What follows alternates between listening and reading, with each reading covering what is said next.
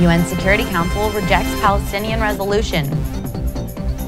Officials relieved after resolution fails to pass.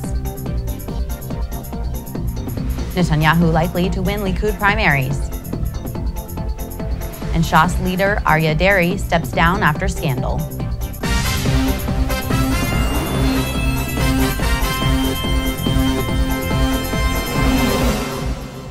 Shalom and welcome to the Jerusalem Post News. Here are your headlines for Wednesday, December 31st. The UN Security Council on Tuesday rejected a Palestinian resolution calling for Israel to withdraw from the Palestinian territories by late 2017. The resolution called for negotiations to be based on 1967 lines and for a peace deal to be reached within 12 months. Even if the draft had received the minimum 9 votes in favor, it would have been defeated by Washington's vote against it. The United States is one of the 5 veto-wielding permanent members. There were 8 votes in favor, 2 against, and 5 abstentions. Australia joined the United States in voting against the measure. France voted in favor while Britain abstained. The U.S. maintained the veto was not a veto against peace, rather saying that positive moves for the Palestinians should instead come through negotiations. אני רוצה להביע הערכה ותודה לארצות הברית ולאוסטרליה, וגם הערכה מיוחדת לנשיא רואנדה, ידידי פול קגמי, ונשיא ניגריה, ידידי גודלק ג'ונתן. אני דיברתי עם שניהם, הם אמרו לי והבטיחו לי באופן אישי שהם לא יתמכו בהחלטה הזאת, הם עמדו בדיבורם, וזה מה שהכריע את הכף. ואני חושב שזה חשוב מאוד למדינת ישראל. It is thus most regrettable that the Security Council remains paralyzed and unable to act to uphold its own responsibilities in this regard, with all of the implication this has for peace and security in the Middle East and beyond. The Jerusalem Post diplomatic correspondent Herb Keenan is on the phone with us to bring us some insight. Herb, what was the feeling in Israel after the vote did not pass?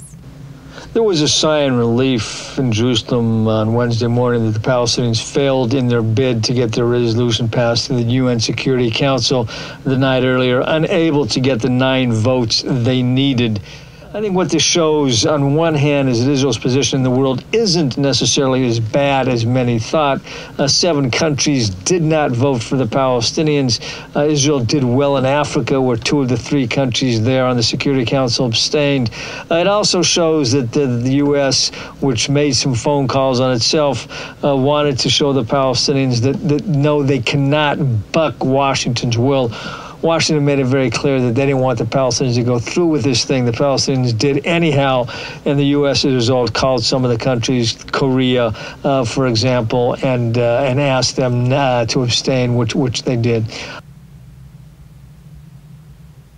Thank you so much, Herb. Prime Minister Benjamin Netanyahu is expected to easily win another term as Likud leader in a primary race on Wednesday. The Likud opened 600 polling stations at 115 sites across the country to enable its 96,651 members to cast ballots for the party's leader and the rest of its Knesset candidates in the March 17th general election. The Likud members will also vote on a proposal to enable the party chairman to reserve 2 slots on the list for candidates he would bring who had not been able to run in the primary. 70 candidates will vie for what the polls indicate will be between 20 and 25 seats in the Knesset. The leader of Israel's largest ultra-Orthodox Jewish party resigned from the parliament on Tuesday after a scandal threw his party into crisis. Shas leader Aryeh Deri submitted a letter of resignation from the leadership of Shas on Monday, and his resignation from the Knesset on Tuesday is another step on his way out of politics. His resignation letter from the Knesset prompted most other Shas lawmakers to threaten that they would also quit. The party currently sits in the opposition and has 11 of the 120 seats in the parliament.